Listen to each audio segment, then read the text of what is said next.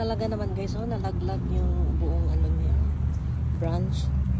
Tapos ito na yung kahoy guys, yung nagkukulay ng ano, tawag itong kahoy na to. Nag-change ng kulay during winter. Yan. Fall kasi tayo ngayon guys, and then papasok ng winter. Kaya ganyan na lang ang mga behavior ng ating mga kakahuyan. Yan, unti-unti lang siya magkulay, yung iba nangalaglag na. And then, guys, tingnan mo yung lumabas na, ano guys, oh, sports car sa dyan na sakyan. Ang ganda niya. Tingnan natin guys, oh. Nakaka-awesome niya.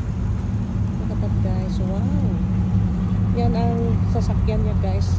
Pick-up truck, tapos may box sa likod. And then yun, sinakay niya yung ano niya, sports car niya. Galing.